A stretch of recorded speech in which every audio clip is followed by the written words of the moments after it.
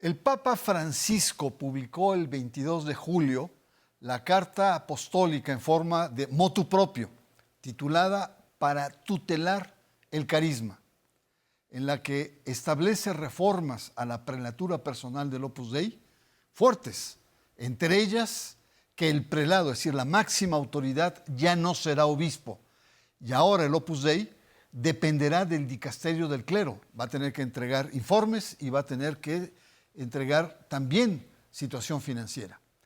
¿Cuáles son los contenidos y cuáles son los alcances de dichas reformas del Papa Francisco?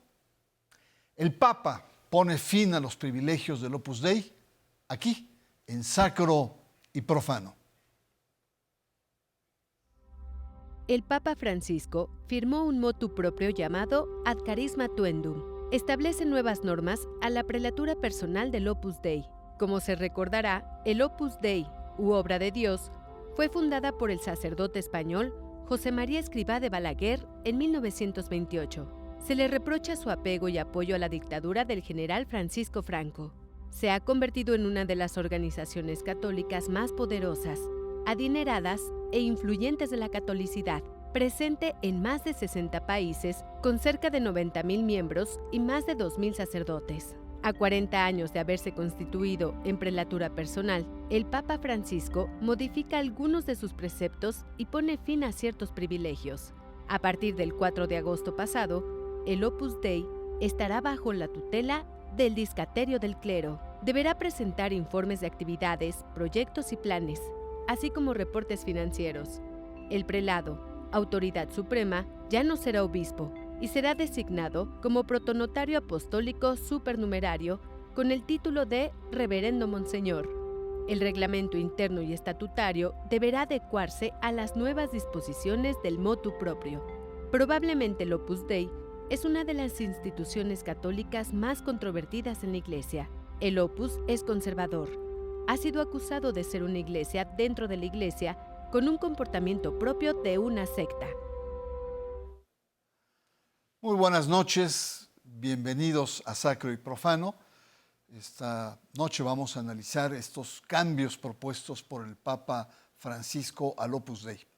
Pero antes es importante preguntarnos qué es una prelatura personal que otorgó Juan Pablo II al Opus Dei hace 40 años. Hay que decir que es una figura institucional especial de la Iglesia, es una organización regida por un prelado cuya jurisdicción no está vinculada a ningún territorio determinado. Es decir, es una especie de diócesis que depende del Papa, pero sin territorio. Podría ser el mundo entero es el territorio. El Opus Dei es la única prelatura personal en la Iglesia y por lo tanto el Papa Juan Pablo II, el Papa Wojtyła, le otorgó al Opus Dei este estatus jurídico ventajoso en 1982. Estos ajustes han causado mucho revuelo en los medios. El Opus vuelve a estar en el ojo del huracán con estos cambios. Para ello, para poder entender cuáles son la magnitud de estos cambios, para poder entender el contexto, contamos con la valiosa presencia de Juan José Tamayo, un reconocido teólogo progresista, analista español, muy cercano a América Latina. Juan José Tamayo, muchas gracias por estar acá en Sacro y Profano. Quiero preguntarte, ¿qué opinas de esta derogación que ha hecho el Papa Francisco a los privilegios que tuvo de Juan Pablo II? Me parece una medida necesaria y que ha llegado con un cierto retraso, porque ya son 9 años y unos meses los que está en el pontificado el Papa Francisco, y creo que responde estrictamente al proyecto de reforma de Iglesia que quiere llevar a cabo el Papa Francisco y sobre todo frenar las tendencias más involutivas, más conservadoras de estos llamados nuevos movimientos religiosos. Creo que la medida se adecua perfectamente a su proyecto de Iglesia y de sociedad, con la que... Quería preguntarte también, el tema del motu propio del Papa. ¿Por qué acentúa, o cuál es tu lectura de acentúa el carisma sobre la autoridad jerárquica? Porque el carisma gradualmente, desde la fundación del Opus Dei, se ha ido perdiendo y el Opus Dei se ha conformado como una institución jerárquico, piramidal, patriarcal, basada en la autoridad del padre, que ha desembocado en autoritarismo. Y lo más contrario al carisma de la santificación en el trabajo, que era la propuesta inicial del Opus Dei, y del compromiso, la presencia en el mundo, es precisamente el autoritarismo y el paternalismo en el que desembocó el Opus Dei. Una cuestión muy importante, este shock cultural que el Opus Dei tuvo en el 2005, que fue esta famosa película de El Código Da Vinci. Recordarás que en el Código Da Vinci se presenta a un Opus Dei sombrío, a un Opus Dei oscurantista, a un Opus Dei obsesivo con el poder. Y realmente a nivel cultural esta película, que tuvo un éxito extraordinario en todo el mundo, perfiló un Opus Dei, digamos, tóxico. ¿Qué opinión te dio en ese momento, tú que eres un crítico muy consistente de la obra de Escrivá de Balaguer? Creo que estaba reflejando perfectamente. A mí la novela y luego la película no me gustó del todo, sobre todo por el enfoque que hacía de algunos temas como el de María Magdalena, que yo creo que lo banalizaba o lo frivolizaba. Pero en el caso del Opus Dei, esa imagen que presentaba era la que respondía a la realidad. Porque claro, tenga usted en cuenta que yo he sido condenado por el Vaticano el año 2003, mi libro Dios y Jesús, por un artículo que publiqué en el diario El País, una canonización inoportuna. Y ese artículo lo llevaron a Roma y, estando Ratzinger de presidente de la Congregación para la Doctrina de la Fe, llevó a cabo una investigación. Bueno, pues yo creo que lo que dice el Código Da Vinci es verdad, ¿no? No solamente este oscurantismo, sino esa capacidad de ir por detrás de denuncias. Muchos de los teólogos que fueron condenados por el Papa Juan Pablo II a través del brazo largo de Benedicto XVI lo fueron precisamente por denuncias que venían del Opus Dei. Siempre ha sido esta organización que, por mor de defender la ortodoxia, lo que hacía era denunciar y acusar a quienes íbamos más allá de la ortodoxia y defendíamos la ortopraxis de opción por los pueblos y las personas oprimidas. Muy bien. Juan José Tamayo, para muchos el Opus Dei es una secta al interior de la Iglesia. ¿Cuál es tu opinión? No me gusta hablar de secta porque es un término muy cargado de connotaciones, todas ellas negativas y despectivas, ¿no? Yo diría que el Opus Dei es un nuevo movimiento religioso integrista, aliado con el poder económico, radicalmente contrario a la igualdad entre hombres y mujeres, y sí puede tener un cierto perfil de lo que antes llamábamos secta, pero es una palabra que yo no utilizo, por ejemplo, en mis clases, sino que hablo más bien de nuevos movimientos religiosos. Pero son estos nuevos movimientos religiosos que no dan no tienen esta actitud de renovar, de transformar, de ir a pie de la historia y de seguir los procesos de cambio y de transformación, sino más bien es un nuevo movimiento religioso regresivo que tiene añoranza del pasado y que no se ha reconciliado ni con la modernidad ni con nuestro tiempo. Bueno, como hemos visto, estamos ante unas reformas que son tardías, la reforma de la curia del Papa Francisco, y al mismo tiempo el Papa invita al Opus Dei a recuperar su carisma, pero en realidad es recuperar el carisma del conjunto de la Iglesia. Vamos a una pausa. El Papa Francisco pone fin a los privilegios del Opus Dei. Usted está aquí en Sacro y Profano.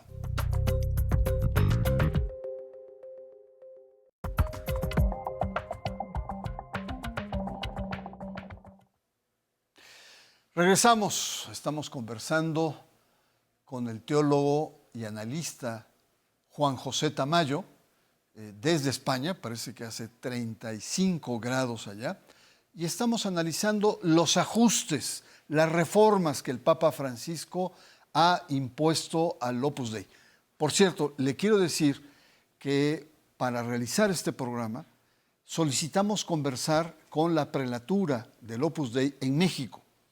Y la Oficina de Atención a Medios nos respondió que por el momento no están dando declaraciones y que nos iban a enviar por mail 3 documentos donde exponen su postura, cosa que no ha sucedido hasta el momento. Así es que seguimos a la espera de ver la postura oficial, por lo menos de la prelatura en México. Juan José, otra pregunta importante es, ¿por qué la mala imagen del Opus Dei? El Opus Dei se le vincula a ciertos adjetivos como elitismo, secretismo, sectarismo, proselitismo, obsesión por el poder, coerción. ¿Por qué el Opus Dei carga en España y a nivel mundial esta mala imagen? Pero esa mala imagen responde a la realidad. O sea, no es una especie de construcción en el imaginario social, sino que en este caso concreto, el imaginario social que ha construido esta imagen responde a la realidad y a la práctica del Opus Dei, que tiene todas esas características que usted ha indicado, ¿no? Es elitista, por ejemplo, en los medios de comunicación, está vinculado con el poder, el ejemplo lo tenemos en España. La manera como Franco consigue sacar adelante su política económica a partir de mediados de los 50 es llamando al Opus Dei para que entre a formar parte del gobierno y de esa manera legitime el nacionalcatolicismo.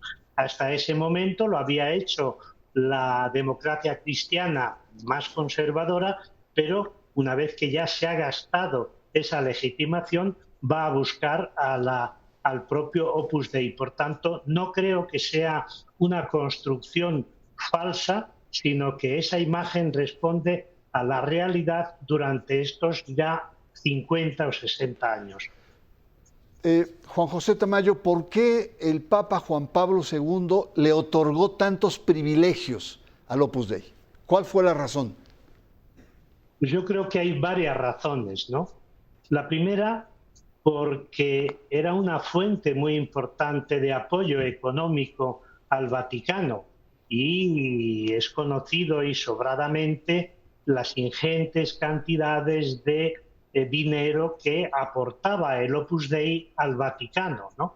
Incluso pues para pagar tantos y tantos viajes como hizo el Papa Juan Pablo II. La segunda razón pues es porque el Opus Dei está extendido por todo el mundo y la estrategia neoconservadora, la estrategia, diríamos incluso integrista, estaba excelentemente representada por el Opus Dei y era el que más capacidad tenía para difundir esa concepción o ese planteamiento preconciliar de Iglesia. Y la tercera, sin duda ninguna, por esa identificación. Si ponemos en dos columnas el modelo de Iglesia de Juan Pablo II y el modelo de Iglesia del Opus Dei, la coincidencia es al 100%. Por tanto, había sintonía y convergencia.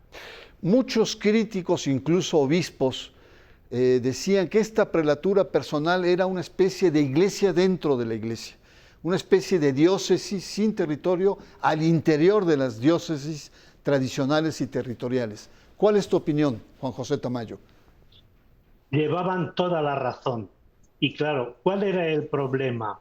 Que aquellos obispos que se quejaron de la prelatura personal eran obispos por lo general del Concilio Vaticano II, en América Latina, seguidores de la teología de la liberación, y se daban cuenta de que con esa manera de proceder de independencia y autonomía total del Opus Dei estaban boicoteando y estaban cuestionando todos aquellos modelos de iglesia, de teología de la liberación, de participación y de reforma del Concilio Vaticano II.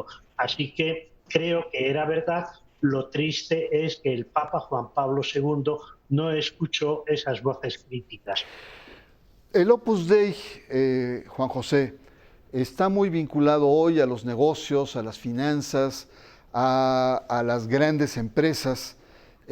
Podríamos decir que es punta de lanza de un neoliberalismo católico. Ahora choca con los planteamientos del Papa Francisco, que va en una línea contraria. ¿Coincides en que haya este nivel de contradicción? Absolutamente.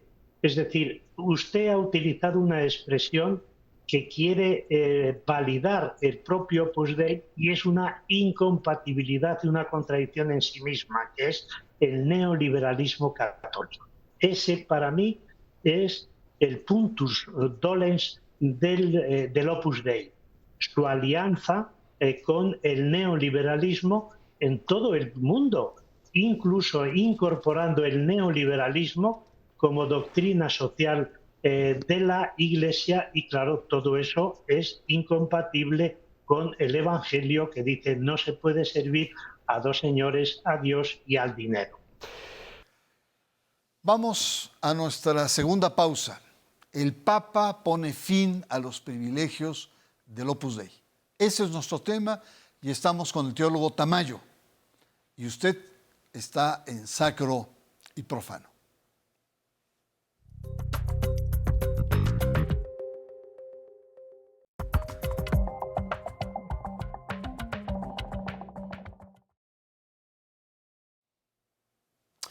Regresamos, estamos conversando sobre las implicaciones, el contexto, las características de las reformas que el Papa ha introducido en el Opus Dei.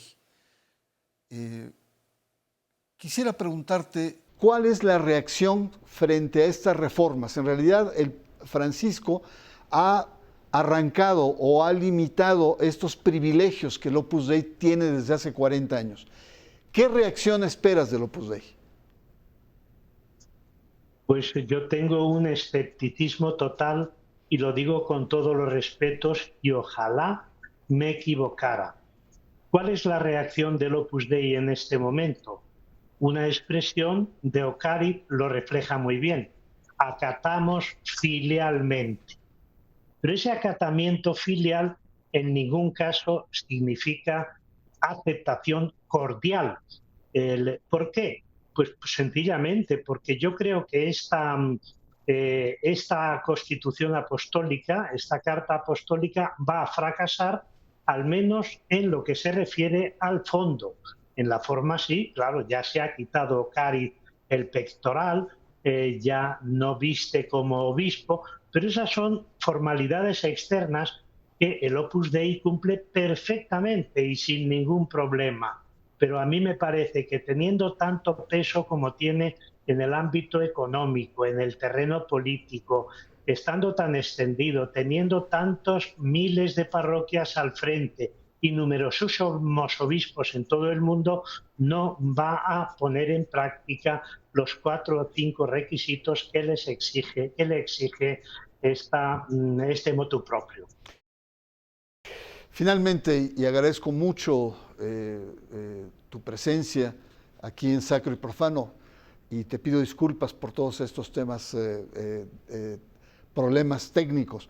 Pero ¿qué viene ahora? El Papa ya ha limitado los privilegios que tenía el Opus Dei después de 40 años. El Opus Dei se ha puesto en la palestra a nivel internacional. tu observación o tu percepción es de escepticismo. Poco va a cambiar el Opus Dei. ¿Qué tenemos que hacer, ¿no?, para que el Opus Dei verdaderamente cambie? Es una pregunta para mí fundamental, porque quienes nos movemos en el ámbito del modelo de iglesia del Papa Francisco y del proyecto de sociedad igualitaria y no discriminatoria, al menos desde el punto de vista social, creo que también tenemos que colaborar con el Papa para que el Opus Dei renuncie a ese pasado que no se corresponde para nada con el espíritu del Evangelio y ponga en práctica estas orientaciones y que seamos críticos. Yo lo vengo siendo desde hace 40 años y yo lo voy a seguir siendo. Es decir, no quiero ser un detective del cumplimiento del Opus Dei, de las normas de Francisco, pero sí tenemos que hacer un seguimiento riguroso y exigente, porque todo aquello que en el Opus Dei sea mantener el pasado, seguir manteniendo y defendiendo sus propios privilegios, pues eso va en contra de ese espíritu transformador de la Iglesia y de recuperación del Vaticano II para generar esta comunidad de comunidades o esta Iglesia que sale hacia el exterior y se implica en los problemas humanos que realmente son los que a los que contribuye la Iglesia católica a partir pues, de una presencia en el ámbito de la marginación y de la discriminación. Tenemos que ser muy activos, siempre, claro, sin hacer condenas y denuncias injustas, para que esa orientación del Papa se cumpla y vaya en la dirección de la Iglesia evangélica y samaritana que quiere el Papa Francisco. Por lo que nos has conversado, Juan José Tamayo, el tema de la reforma al Opus Dei tiene que inscribirse, todos estos cambios, en el contexto de la reforma de la Iglesia. Es decir, una reforma que estaba pensada de una curia que se servía del conjunto de la Iglesia, una curia imperial que tenía una serie de grandes defectos, sobre todo la lucha del poder, y el Papa quiere introducir una curia que esté al servicio de las iglesias. Y en ese sentido, los ajustes al Opus Dei cobran sentido. Y creo que es una gran conclusión. Yo quisiera concluir esta conversación recordando las palabras de Abraham Lincoln, que decía que casi todos podemos soportar la adversidad, pero si queremos probar el carácter de una persona o de una institución, hay que darle poder. El Opus Dei tiene una obsesión tóxica por el poder. Así lo dicen exmiembros en desgarradores testimonios. Oscurantismo, fascinación por el poder. Vaya fórmula. Esperemos que retome el carisma, no solo el que proviene de Escrivá de Balaguer, que es su fundador, sino también el carisma de toda la Iglesia. Soy Bernardo Barranco y le espero la próxima semana aquí, en Sacro y Profano.